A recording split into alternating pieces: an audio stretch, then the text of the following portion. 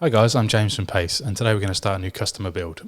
I don't often do customer builds because I'm generally too busy with the shop at rcpace.com, but this customer has a very special 10th anniversary GARM in red, and he's asked me to build it to the same spec as my own 10th anniversary. The plan is to basically go through each of the options that are available. The customer has a lot more option parts than he actually wants to install. He's asked me to build it to the same spec as mine. He's driven my car many times and he likes the way it drives, so he wants the same car essentially. So he has all of these parts plus more. I think that's what makes this a bit more interesting, this build to me, is that the customer isn't choosing to fit every part that he already has. He's going to start with a base that's the same as mine and then test different parts out that I'm not using anymore and see what he likes and what he doesn't like. I do have a lot of hints and tips in terms of building a GARM, and also discussing the different variations between option parts where there's more than one option available.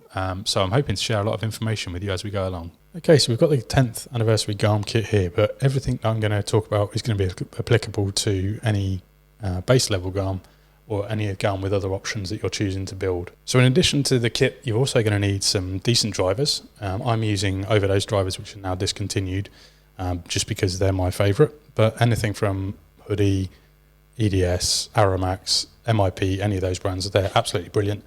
You'll also need some side cutters for cutting plastic parts off the sprue, a blade for opening various bags and doing some various little trims and things like that, some tweezers just to help getting some spaces in, and some pliers for anything that's a bit too stubborn and needs snapping into place, along with a 4mm turnbuckle wrench. So one of the great things when you get one of the option part kits, or like this, a 10th anniversary GARM, is you get a full plastic base level kit plus the 12 option parts, and in the case of the anniversary edition you also get the spare gear holder as well. But basically it means you can swap out aluminium parts for resin parts if you want to save some weight. So as we go through the build, I'm not going to bother with some basic steps. I'm not going to make this a comprehensive step-by-step, but I will point out anything that's relevant or important, or anywhere where there's an improvement to be made. Step one of the build, you would normally build a spool and GARM, but I would recommend the ball diff for sure. It gives much more traction, much easier to find traction, and generally is just a nicer feeling rear end on the car.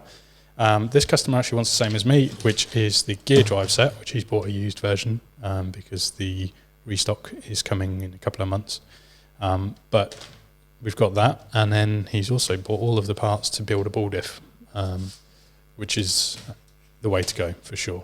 One of the first things I always do, because it's something that's really easy to forget, is take the spring that goes on the diff screw and just give it a quick squeeze with some pliers carefully, just to compress it a couple of times.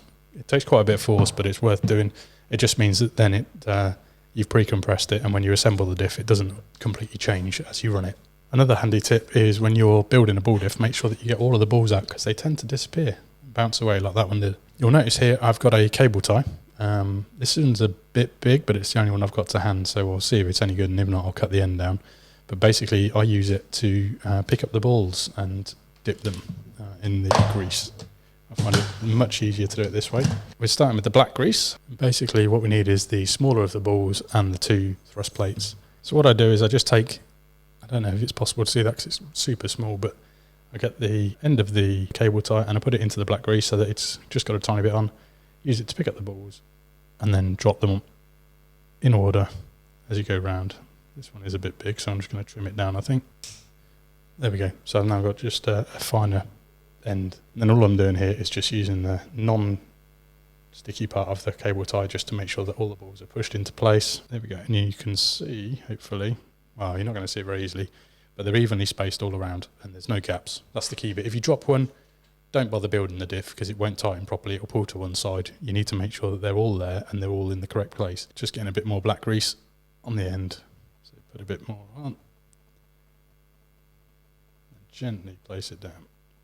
You don't want to drop it down because it will just fire the balls out. So it's worth mentioning now that I'm done with the black grease for the diff. You only use it on these parts here, on the screw and the smaller thrust plates and balls. The bigger ones need silicone grease along with the plates. So it's worth washing your hands. It's worth making sure that if you're going to use the cable tie like I've just done, you need to chop it off and have a fresh bit. What you want to do is just smear it round. A decent amount of silicone grease is what you need. And then I'll also put a tiny dab on the back just to help it stick to the outdrive. So same deal as before. going to get a cable tie and just pick up the larger balls that we've got in here and put them into place on here.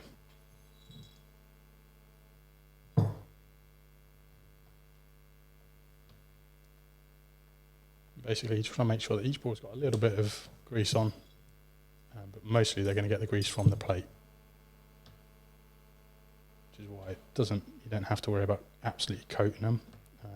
Generally, it's better to have too much grease than not enough, but either way, there's pros and cons of going both ways. If you put too much grease on the whole diff, then it's likely to attract a bit more dirt and contamination and need rebuilding sooner. But if you don't put enough on, then you're going to be rebuilding it because it's not performing properly. So it's in the right place. And then what I always do at this point is just assemble the diff and roll it around a little bit in my hand and make sure it feels okay. If it's not feeling right at this point, there's no point in going any further. Right, so on overdose diffs, the screw goes in on the short side. So sometimes it's easier to actually just place the diff over the screw. Then we put the spring in and then the T-nut.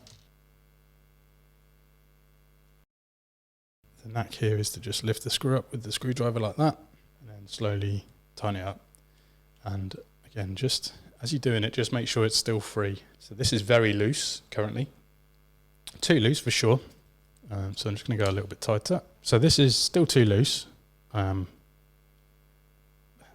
loose, I would say, for most people, but I'm going to start here, see how we get on, and I'll nip it up, because all you have to do is adjust the screw that's in the end, and you can do that much easier, I think, when it's in the chassis, or you can judge it much easier, I should say. Okay, so one thing that we're tweaking as we build this chassis already is the choice of chassis deck. Customers going for the same as me, which is the Transrange chassis, which offers adjustable wheelbase, which not everyone's going to use, but also it allows the battery to hang from the top deck rather than from the bottom deck, so you can utilise the roll generated by the battery a bit better. And there's a couple of little nice little tweaks that they've done with the Transrange chassis. But for reference, I'm just going to measure all the chassis options.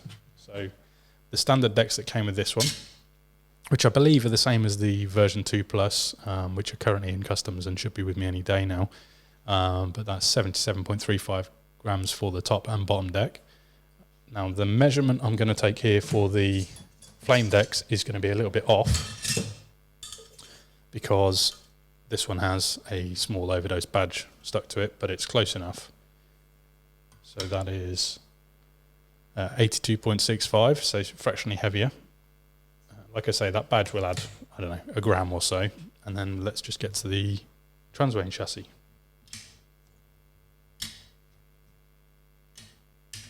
Now I'm going to measure it with and without that brace I've just added. The reason that I'm doing that is because you would use a different brace for a different chassis set.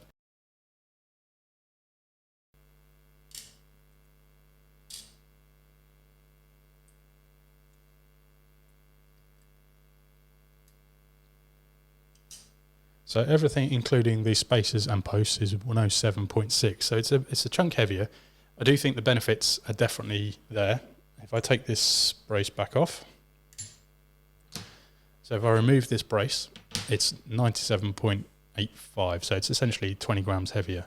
I don't think that's too bad, considering there's a fair bit more involved, and I think the benefits definitely outweigh the additional weight. So for me, it's still my go-to chassis option. But it's great to know that there's 3 options you've got. So let's compare the rear chassis brace. So the resin version is 6.25. I'm going to leave there's going to be a slight discrepancy because I'm leaving this in the tiny bag. But it's 10 point, well, let's say 10. And then the larger Transrange version is actually 9.8. So it actually weighs less, which surprises me. But I'm leaving this one in the bag because the customer's not going to use it at the moment, and I want to make sure it stays mint condition. So we're not going to use that. It's another way that you can tweak weight balance and overall chassis weight. For me, the extra rigidity you get with the aluminium part is the way to go for sure. It's a no-brainer. The really nice thing with the option part and the anniversary arms is, as I said before, you get all of the parts to build it as a standard kit, but then essentially you get the upgrade packs as they were. So while they don't have header cards on, you do get all of the option part plus the separate instructions for each of the extra bit that you're adding. So you just substitute as you're going through the manual.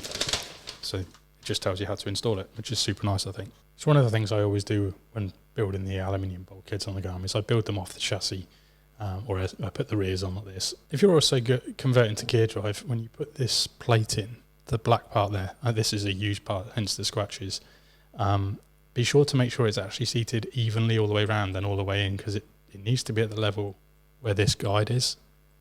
Some people end up trying to assemble it and it's a bit too high and then it doesn't go in straight. While I'm just forging ahead with the build, one thing I wanted to make a comparison of is the weight of the bulkheads. So here's one side of the resin bulkhead, which is 7.7 grams. And then here's one side of the aluminium bulkhead, which is 18.3 grams. That does also include the 2 screws. You can see here that basically you've got the same part. Obviously the weight's doubled, but the one place I don't mind adding a bit of weight is over the rear axle. It really adds some strength and adds some rigidity and helps you put the traction down from the motor. So it's a great part and a must-have for me. The aluminium bulkhead is definitely one of the parts I recommend installing if you're going to add a few option parts.